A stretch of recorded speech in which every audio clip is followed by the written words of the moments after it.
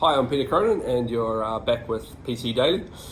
Alright, so today we're going to be looking at a start of another one of these little series. This one is Agile Transformation Fails, the 6 deadly sins of Agile implementations. So as I mentioned, got some good feedback on the last one, so we're going to go through this again. This will be an introductory, and then there'll be, as you might guess, 6 more follow-on videos to this, where I talk about each of these in a little more depth.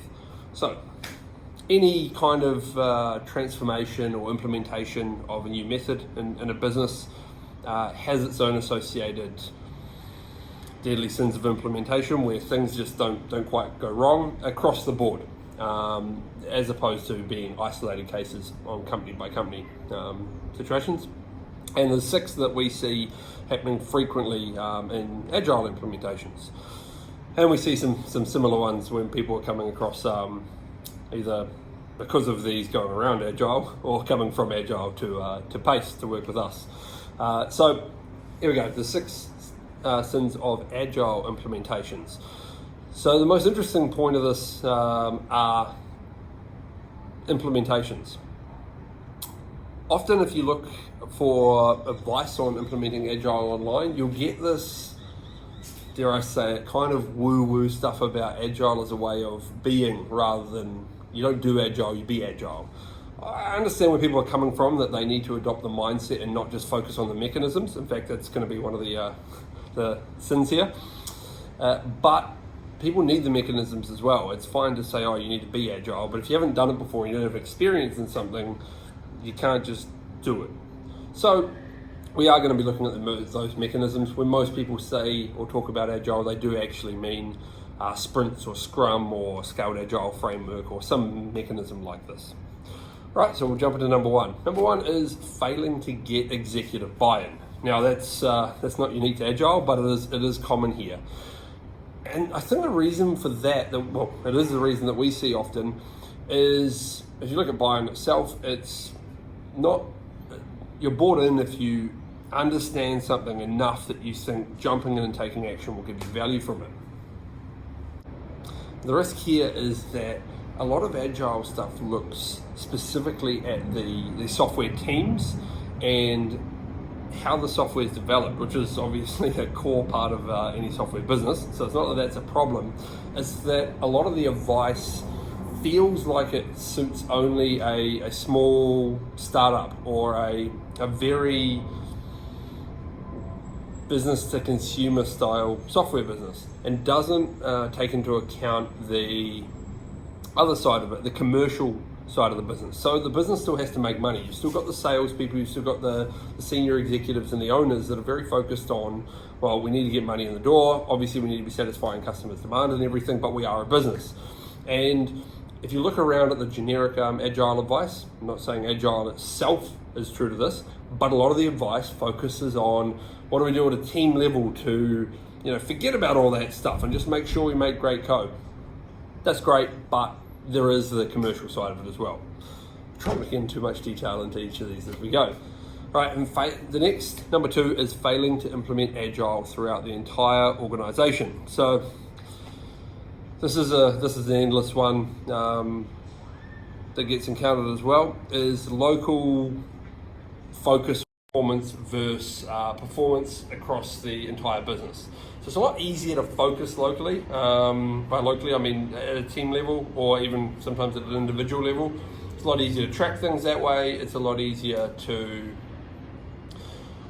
understand, measure, monitor things at local levels than it is to look at how they fit into the global picture of things. However, if you don't look at how those fit, you end up with clashes between the two areas when they come together. You're not getting the best for the business.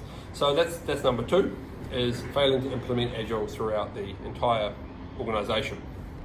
3 is managing the change aspect. So there is a change taking place. It's not just you can put these mechanisms in and now everybody's just going to follow them.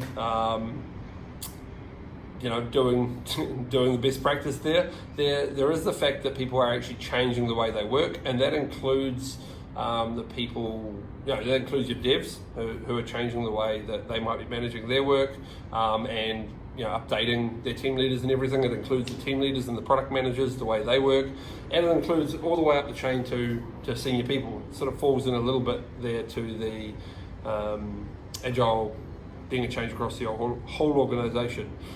Need to make sure that everybody understands and appreciates and fully gets involved in the change. And that's not an easy thing to do, but it's critical to any change project, that the change in the actions people do actually happens. We can plan everything we want, but if people's day-to-day actions don't change, nothing will actually change in the outcomes.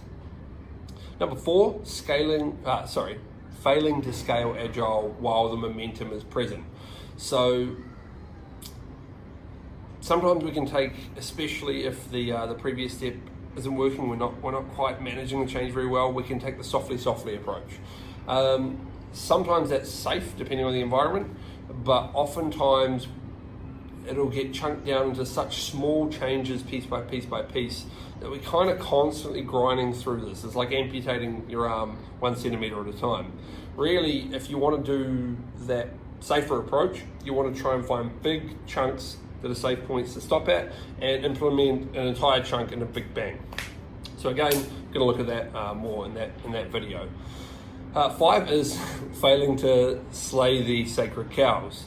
So whether the waterfall sacred cows or whatever you're doing at the moment that conflicts with the new way, we all have those, it's just the way we do it in our business.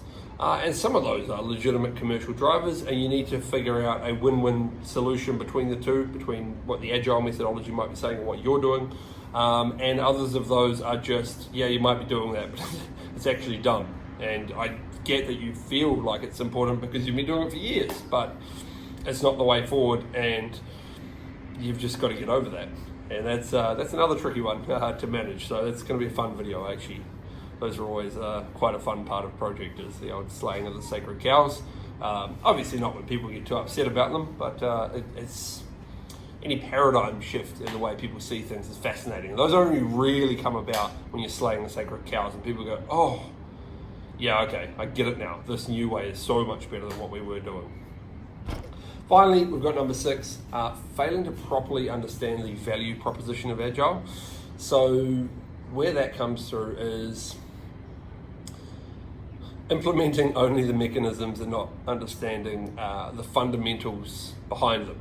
So that is different from just being Agile. Being Agile is it's too esoteric to actually be helpful. Doing Agile can be risky because you don't understand the underlying fundamentals. So at least someone or a few people who are key to the change, key champions in the change, need to do a little more research into these mechanisms, not how the mechanism works, but why it works. So that's where you really get the big value, because then you're able to adapt the mechanism and be Agile rather than just committing to it. I mean, the way sprints are executed, the general advice hasn't changed for 20 years, which, there you go, isn't very Agile, is it? Which is mostly because most organizations are like, well, all right, we'll put this in because it's better than any alternative that we have, and it goes in, and it's better than what we were doing before, but it's not fantastic, and we have all these problems with it, and so on and so forth. And they can't adjust those because they don't understand, as I say, the core fundamentals of why does this actually work? Why do shorter sprints protect us from variation such that work can flow smoother and at high quality? So that's something I'll look at in number 6, actually understanding the fundamentals of why these things work. All right, so hopefully that was, well, a bit insightful, and also those follow-on videos are going to be of interest to you. So there'll be one of those coming each day over the next 6 days. So look out for those, and subscribe, or you'll see them in the YouTube thing that's probably coming up about now. Cheers.